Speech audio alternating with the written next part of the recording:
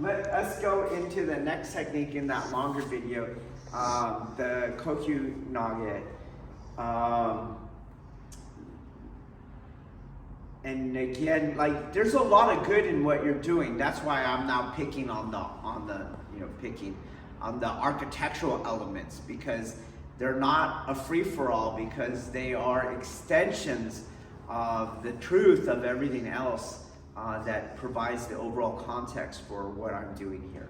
Okay, so for that reason and in that way, the architectural design that I have for Kihon Waza can inversely be used to shed light on what I'm doing and what I'm not doing, as long as you hold yourself to their strict angles and timings and things like that. Okay, so we know, for example, that in Kokyu Nage, in most places, they're acceleration throws. So I'm here and I like, whoa, pop, and I go, and you know, there's different versions of it or what have you. It doesn't really freaking matter. But all you're really doing is using his hand to lower his head, and inertia takes over, okay?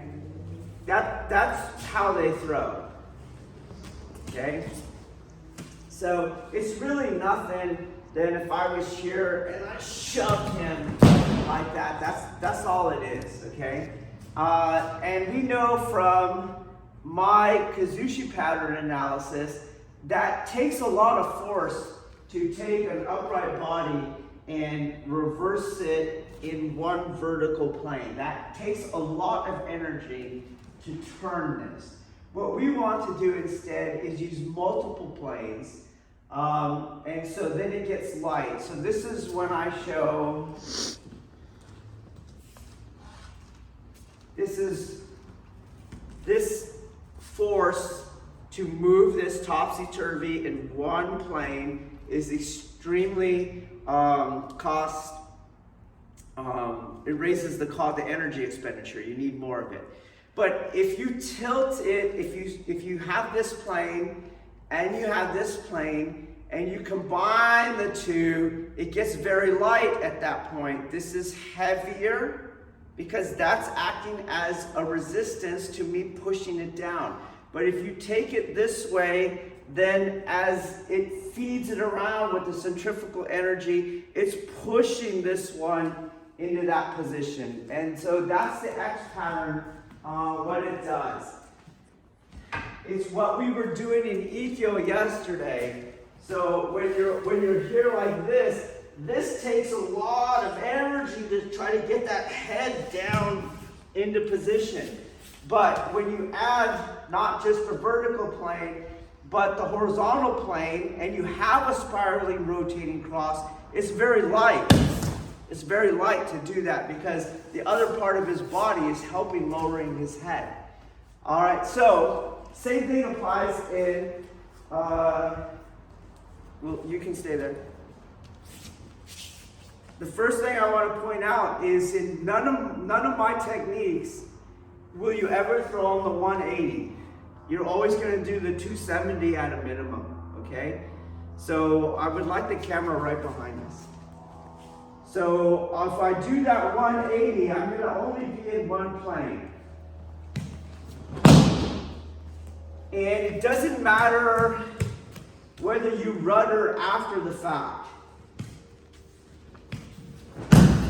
It's still threw him into one plane. He has to go to the 270, which is what you saw in the Ikkyo yesterday. So when you're doing the Ikkyo, his head, remember Taylor's head comes around. He has to come around. And that's using those two planes. So that's the first thing I would like for you to add. Coming around, he's gonna go this way, but not by me turning and now doing a vertical plane this way.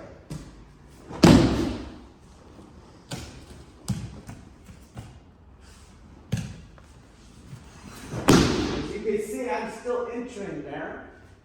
And in fact, there, not there, but he is thrown there.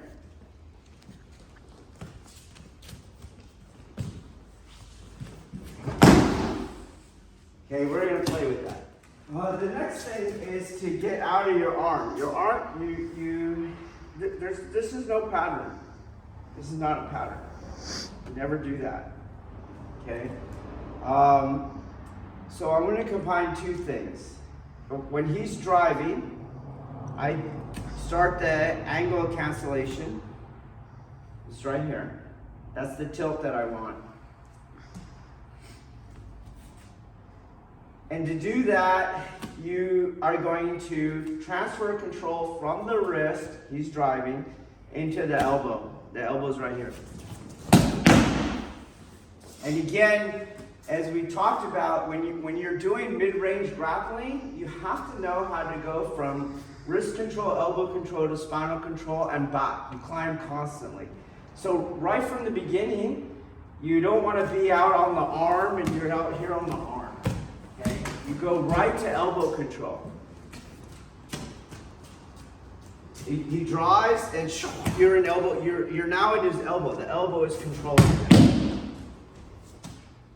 And so we're here. That's what it should look like. It can't look like this, where it's vertical and unbent. It's here, just like you're driving here. And then the trick is, keep that. So you have to be careful that as you Tenkan, you go back to vertical. Or, as you throw, you move your arm and you came back to vertical. You keep this. His leg comes around from the inertia, and that's what throws. And if you move your arms, you're going to lose it. So here's where you had control, and that's the relationship that we now, this is the throwing architecture. The angle, the direction, you keep that. Keep that. That lowers. I'm going to leave the footwork out to demonstrate this elbow control.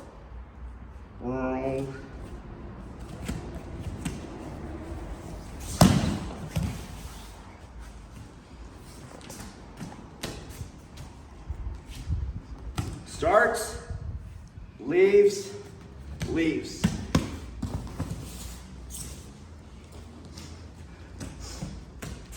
And a lot of people do that because they want to use their arm strength. And here you have your relationship, and this just lowers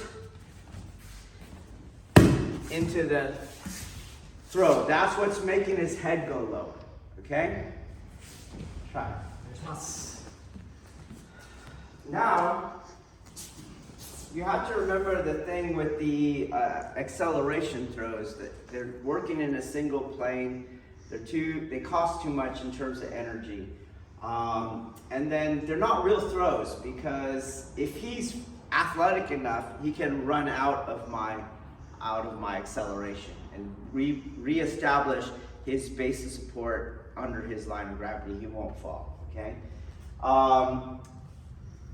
And then you're practicing with uke who are used to acceleration throws. And so it's very common that they are throwing themselves, but they'll seek agency without even realizing it. But you need to be cognizant of when they threw themselves and when you threw them. Even if you're not throwing them for safety reasons, you still need to be cognizant of that. So a lot of times, uke and your uke were doing this, is they're already running forward into the forward roll. See? And the downside of that is he passed the throwing architecture. So if you pay attention, he's passed it already. You see, he passed it. There's no throw here now. You just kind of throw it and pass it. You see, pass it.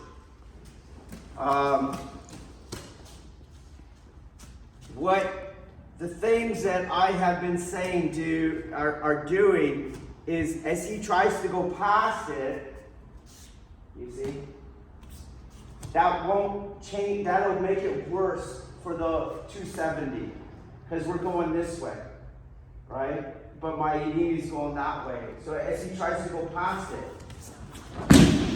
you'll hit that leg. And now that uke will really bite it. And then we're in that same thing.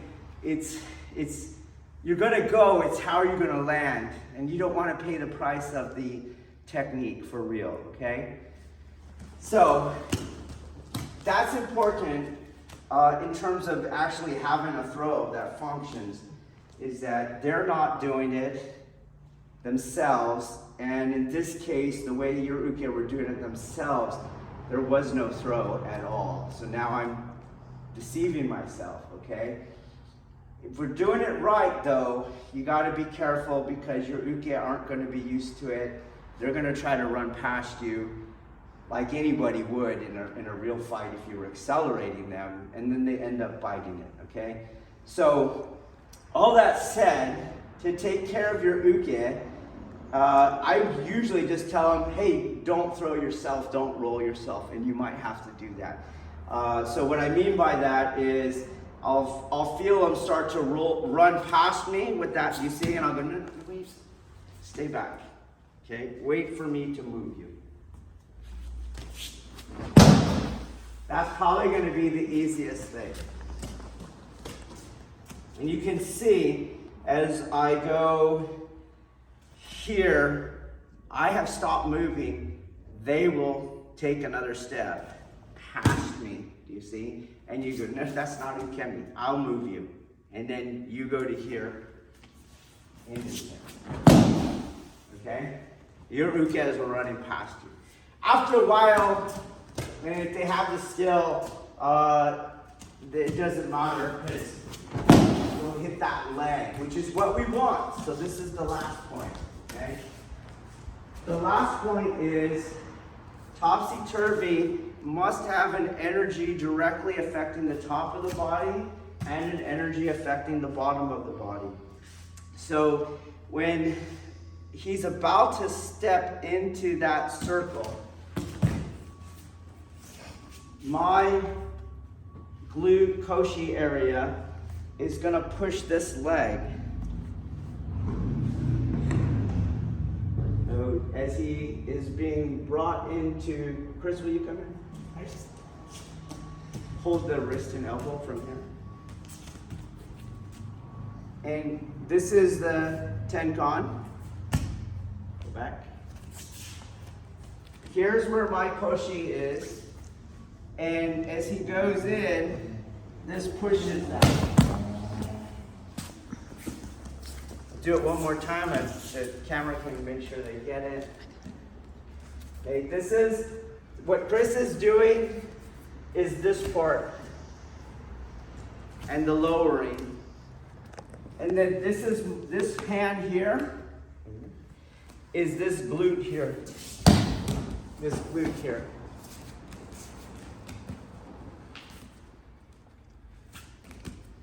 And Chris goes, leg push.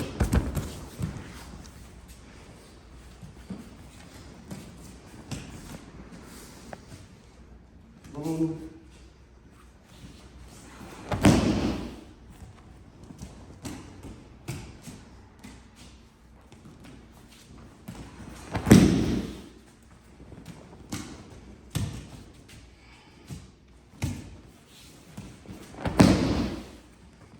This opening, if you pay attention at the end, it's a blending with him. It's not a throwing of him. So watch when it opens my arm and goes into here. It only opens after this has passed the head of the point of no return.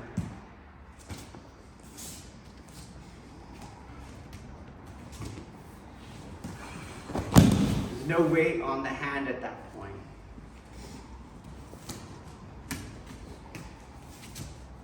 not going there.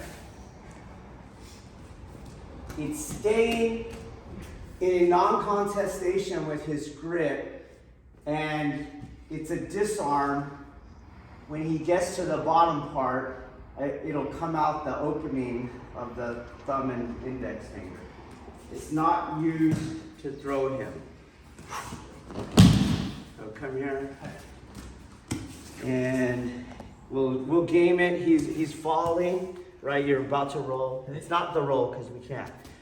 And then I don't want to go against his grip. Do you see? So he starts to roll. Just kind of game it. Use whatever you need for balance. And I'm going out this way. One more time. And here, I can't pull against the fingers. I don't want him pulling me. So as he's trying, let's say he's trying to pull me, that's what you're doing, okay? It's not being used to lower the head. The elbow is lowering the head. Boom, boom, out. Okay? Let's try it. One last pointer. Tenkan in modern Aikido, it has come to mean this foot maneuver. But that's not what Tenkan actually means. Tenkan means to transform or to change. And in this case, the relationship of either the koshi to koshi or the foot to foot, or the relationship to Nage and Uke. So as you're doing and teaching Tenkan, what you tend to see is a lot of people will go on this Tenkan here like that, and then they get a baby at Imi, and they keep doing that. Okay, so if you paid attention, the Tenkan happens in the sense that my right hip does go behind my left hip, but my right foot does not go here. My right foot goes here, so that I'm very close to each other. So we can go here. So not here, but very right here. So if you were doing Kokyu Hole, you just turn that foot and you have your feet side by side in Shizentai. So I've been on me to do that technique. That'll give you the idimi you need, and that'll give you all the rotation you need. You don't need to have your legs apart.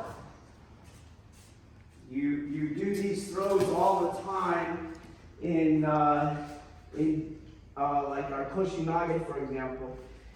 I know there are Aikido people that have their feet apart, but your Nage is feet are underneath you, so that you can keep moving this way.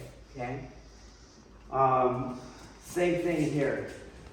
Tenkan, foot right, so you can keep this circle going. Circle going.